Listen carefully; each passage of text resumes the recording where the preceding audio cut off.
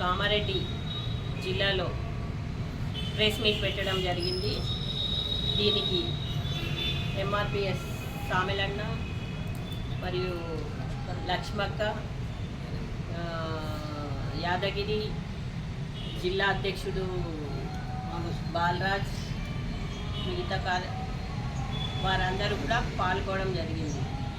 ఈరోజు press meet ఎందుకు పెడుతున్నాము అంటే అన్న పద్మశ్రీ అవార్డు తీసుకుంటున్నాడు కాబట్టి దానికి విహెచ్పిఎస్ తరఫున రెండు రాష్ట్రాలు తెలంగాణ, ఆంధ్ర రాష్ట్రాలు కలిసి ఘనంగా మేము సన్మాన కార్యక్రమం పద్మశ్రీ అవార్డు పెట్టుకోవడం జరుగుతుంది. కాబట్టి ఈరోజు దాకా అన్న వికలాంగులకి బయటకు తీసి ఈరోజు వికలాంగులని ఒక కుటుంబంగా చేసిండు అంటే ఇది మందకృష్ణ మాదిగ చేసిన గణితనే. ఎందుకు ఈరోజు 70 రూపాయలు ఉన్న పెన్షన్ ఈరోజు 4000 రూపాయలు పెన్షన్ ఎత్తుకుంటున్నాము. అది ఎన్ని పోరాటాలు చేశామో అది మనందరికీ తెలుసు. ఆ పోరాటాల వల్ల కొంతమంది ప్రాణాలు కూడా పోయినాయి. అయినా లెక్క చేయకుండా ఈరోజు మనం 4000 రూపాయల పెన్షన్ ఎత్తుకుంటున్నాము అంటే అన్నకి మనము రుణపడే ఉన్నాము. కాబట్టి ఈ హక్కులు, ఆత్మగౌరవం, రాజ్యాధికారంలో భాగస్వాములమని మొదటి ఎజెండా మనది.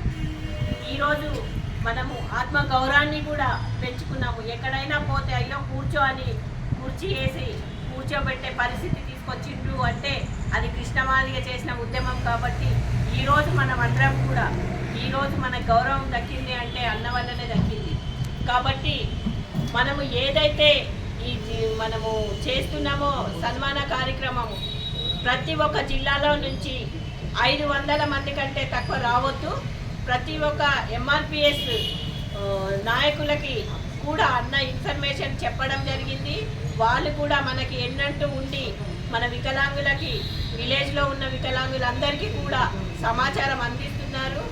ఇక్కడ కామారెడ్డి జిల్లా నుంచి 4 వెహికల్లు కూడా వెళ్తున్నాయి. కాబట్టి ఈ 4 వెహికల్లే కాదు ఇంకా వెహికల్ వెళ్ళడానికి కూడా మేము ప్రయత్నం చేస్తాము. ఈరోజు ప్రతి జిల్లా నుంచి ఒక సన్మానము ఖచ్చితంగా వాళ్ళని స్టేజ్ మీద పిలుస్తాము. ఖచ్చితంగా సన్మానము వాళ్ళతో జిల్లా అధ్యక్షులతోని అన్నకి సన్మానం చేపిస్తాము.